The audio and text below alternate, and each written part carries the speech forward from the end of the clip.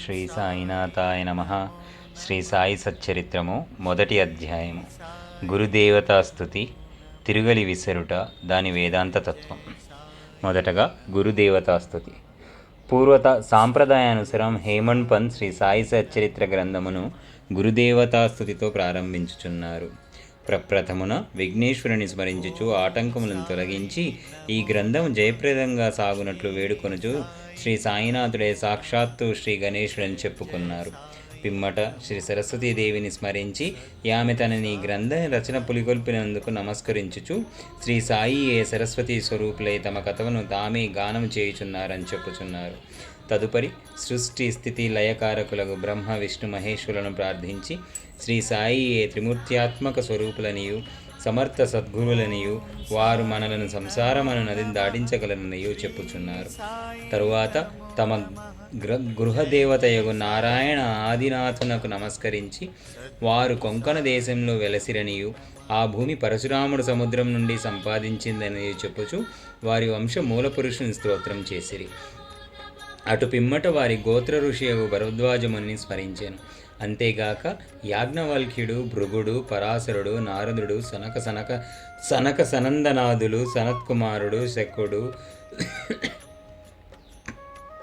సుకుడు, సౌనకుడు, వశిష్ఠుడు, వాల్మీకి, వాసుదేవుడు, జైమిని, వైశంపాయనుడు, నవయోగీంద్రులు మున్నగు పలువురు మునులను, నివృత్తి, జ్ఞానదేవు, సోపాను, ముక్తాబాయి, జనార్దనుడు, ఏకనాథుడు, నామదేవుడు, తుకారాం, కాన్హా, నరహరి తదితర అర్వాచీన యోగీశ్వరులను కూడా ప్రార్థించెను.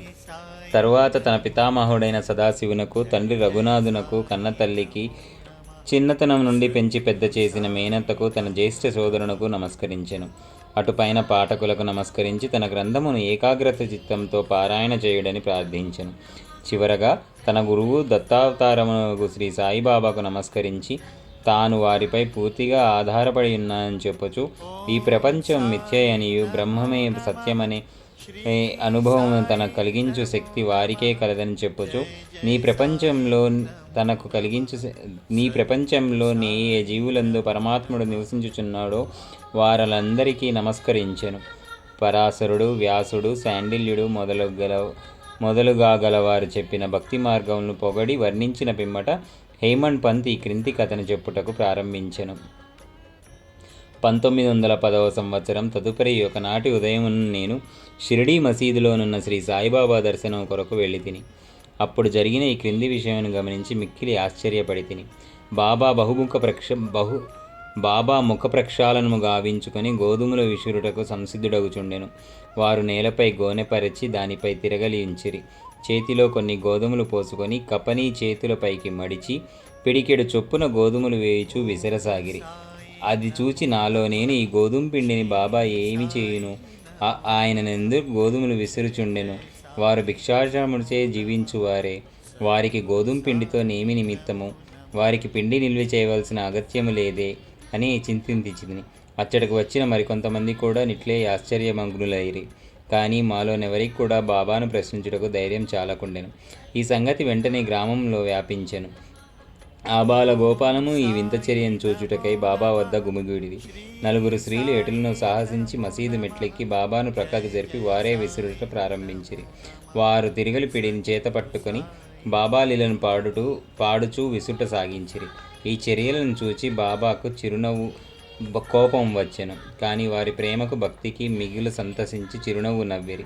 విసురునప్పుడు స్త్రీలు తాములో తామిట్లనుకోరి, బాబాకు ఇల్లు పిల్లలు లేరు, ఆస్తిపాస్తులు లేవు, వారిపై ఆధారపడిన వారు ఆయన పోషించవలసిన వారెవరూ లేరు, వారు భిక్షాటనముచే జీవించువారు కనుక వారికి రొట్టె చేసుకొనుడు గోధుమ పిండితో నిమిత్తం లేదు. అట్టి పరిస్థితుల్లో బాబా గోధుమ పిండితో నింపని బాబా మిగుల దయార్ద్ర హృదయుడొకటిచే మనకి పిండిని పంచపెట్టును కాబోలు. ఈ విధముగా మనమున వేర్వేరు విధములు చింతించుచు పాడుచు విసురుట ముగించి పిండిని 4 భాగములుగా చేసి ఒక్కొక్కరు ఒక్కొక్క భాగమును తీసుకొనిచుండిరి. అంతవరకు శాంతంగా గమనించుచున్న బాబా లేచి కోపంతో వారిని తిట్టుచు ఇట్లని, ఓ వనితులారా, మీకు పిచ్చి పట్టినదా ఏమి? ఎవరొబ్బ సొమ్మనుకొని లూటీ చేయుచుంటిరి? మీ వద్ద నుండి గోధుమలు వాడుకొంటినాయే ఏమి? ఏ కారణం చేత పిండిని గొంపోవుటకు యత్నించుచున్నారు? సరే, ఇట్లు చేయుడు. పిండిని తీసుకుని పోయి గ్రామపు సరిహద్దుల పైన చల్లుడు. అది విని ఈ వనితలు ఆశ్చర్యమగ్నులరై సిగ్గుపడిరి. గుసగుసలాడుకొనుచు ఊరు సరిహద్దులు పోయి బాబా ఆజ్ఞానుసారం ఆ పిండిని చల్లిరి. నేనిదంతయు చూచి షిరిడీ ప్రజలను బాబా చర్యను గూర్చి ప్రశ్నించి తిని. ఊరిలో కలరా జాడ్యము గలదనియు దానిని శాంతింపజేయుటకది బాబా సాధనమనియు చెప్పిరి. అప్పుడు వారు విసిరినవి గోధుమలు కావనియు వారు కలరా జాడ్యమును విసిరి ఊరికి అవతల పారద్రోలరనియు చెప్పిరి. అప్పటి నుండి కలరా తగ్గెను. గ్రామంలోని ప్రజలందరూ ఆనందించితిరి. ఇదంతయు వినిన నాకు మిక్కిలి సంతోషము కలిగెను. దీని గూఢార్థమును తెలుసుకొన కుతూహలం కలిగెను. గోధుమ పిండికి కలరా జాడ్యమునకు సంబంధమేమి? ఈ రెండిటికి గల కార్యాకారణ సంబంధమేమి? ఒకటి ఇంకొకటి దానిని ఎట్లా శాంతింపజేసెను? ఇదంతయు అగమ్య గోచరముగా తోచెను. అందుచే నేను తప్పక ఈ విషయమును గూర్చి వ్రాసి బాబా లీలను మనసారా పాడుకొనవలెనని నిశ్చయించుకుంటుని. ఈ లీలను చూచి ఇట్లు భావించుకుని హృదయానంద పూరితునైతిని. ఈ ప్రకారముగా బాబా సచ్చరిత్రను వ్రాయుటకు ప్రేరేపింపబడి తిని. అట్లే బాబా కృపాకటాక్షములచే ఆశీర్వాదములచే గ్రంథము నిర్విఘ్నమును జయప్రదమును పూర్తి అయినది. తిరుగలి విసురుట దాని వేదాంత తత్వము. తిరుగలి విసురుటను గూర్చి షిరిడీ ప్రజలకు కొను రీతియే కాక దానిలో వేదాంత భావము కూడా కలదు. సాయిబాబా షిరిడీ యందు సుమారు 60 ఏండ్లు నివసించెను. ఈ కాలమంతయు వారు తిరుగలి విసురుచునే ఉండిరి. నిత్యము వారు విసురునది గోధుమలు కావు, భక్తుల యొక్క పాపములు, మనోవిచారములు మొదలగునవి. తిరుగలి యొక్క క్రిందిరాయి కర్మ, మీదిరాయి భక్తి. చేతితో పట్టుకొన్న పిడి జ్ఞానము. జ్ఞానోదయమునకు గాని ఆత్మ సాక్షాత్కారమునకు గాని మొట్టమొదట పాపములను కోరికలను తుడిచివేయవలెను. అటు పొమ్మట త్రిగుణరాహిత్యము పొందవలెను. అహంకారమును చంపుకొనవలెను.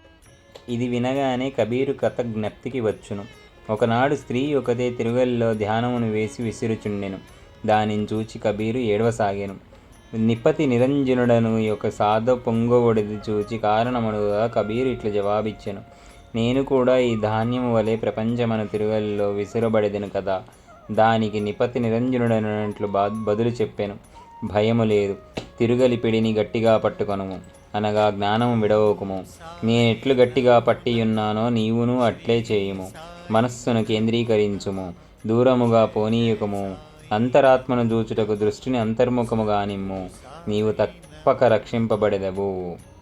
మొదటి అధ్యాయం సంపూర్ణం. శ్రీ సద్గురు సాయినాథార్పణమస్తు. శుభం భవతు.